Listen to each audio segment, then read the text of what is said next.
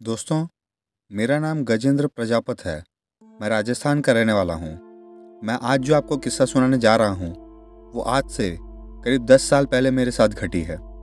दोस्तों, आपने सुना ही होगा कि रात को पानी पास में रख कर सोना चाहिए। ये मेरी कहानी पानी पर ही आधारित है। आज से 10 साल पहले मैं अपने मामा के यहाँ जैसलमेर गया था। वहाँ जाकर पता चला कि यहाँ तो 2 साल से अकाल पड़ा है और पानी के लिए 5 किलोमीटर जाना पड़ता है। मामा मामी से मिलने के बाद मेरे मामा का लड़का और मैं पानी लेने के लिए चल पड़े। रास्ते में पैदल चलते हुए थक गए थे और एक जगह बैठ गए। तब उसने एक किस्सा सुनाया कि पिछले साल पानी की वजह से एक औरत का बच्चा रो रहा था और वो काफ़ी बीमार था। इसलिए वो पानी मांगने हमारे गांव में आई, लेकिन उसको किसी ने पानी नहीं दिया। जब वो वापस लौट रही थी तो रास्ते में उसको ठाकुर के घर पर पानी दिखा। उसने बिना पूछे पानी पीने की कोशिश की। जब उसको ठाकुर ने देखा तो वह गुस्से में आग बबूला हो गया और कुदाली लेकर उस औरत की तरफ दौड़ा। उस औरत ने भागने की कोशिश की, लेकिन वो गिर गई। ठाकुर ने आँव देखा न ताव, बस कुदाली उस औरत पर चला दी और उसकी हत्या कर दी। उसके एक दिन बाद उसके बच्चे की भी बिना पानी के कारण मौत हो गई। कुछ दिनों बाद खबर आई कि उसी कुदाली से ठाकुर को भी किसी ने मार दिया और धीरे धीरे उसके पूरे परिवार को किसी अनजानी ताकत ने मौत के घाट उतार दिया। यह किस्सा सुनने के बाद हम दोनों पानी लेकर वापस गांव की तरफ लौटने लगे। हल्का हल्का अंधेरा हो चुका था। अचानक हमारे सामने एक बच्चा आया और पानी मांगने लगा, लेकिन इतनी दूर से पानी लाने के कारण हमने उसे मना कर दिया।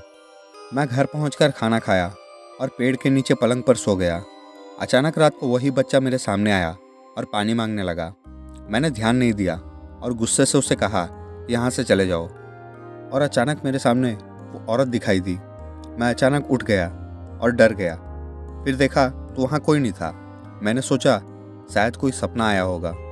फिर रात को 2 बजे के आसपास मैं पेशाब करने के लिए खुले मैदान की तरफ गया और मुझे पानी शब्द सुनाई दिया। मैंने सोचा मामी होगी। मैं फिर वापस पलंग की तरफ लौट ही रहा था कि अचानक फिर पानी शब्द सुनाई दिया। अब मैं गुस्से से आग बबूला हो गया और कहा, कौन है? सामने आओ, अभी पानी देता हूँ। इतना कहते ही मेरे पीछे किसी को होने का अनुभव हुआ तो मैंने पीछे मुड़कर देखा।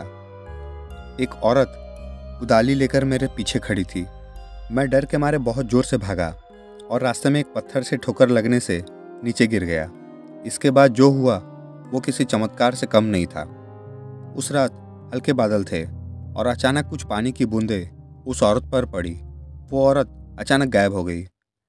मैं अपनी जान बचाने के लिए प्रभु को धन्यवाद देने लगा। अगले दिन सुबह ही जल्दी 5 बजे मैंने अपने घर मकराना जाने की ठान ली। मैं अपने मामा मामी को बिना बताए वहाँ से निकल पड़ा। स्टेशन पर पहुँचा और बैठे हुए मैंने देखा कि बच्चा रो रहा था। मैं घबरा गया, लेकिन वो औरत पास आई और पानी मांगने लगी। मेरे को पानी चाहिए था।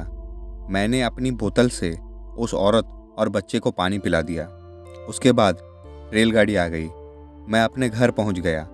उसके बाद से हमेशा पानी अपने पास रखकर ही सोता हूं। दोस्तों, अगर यह छोटी सी कहानी आप लोगों को ज़रा भी पसंद आई तो चैनल को लाइक, शेयर, सब्सक्राइब ज़रूर करें।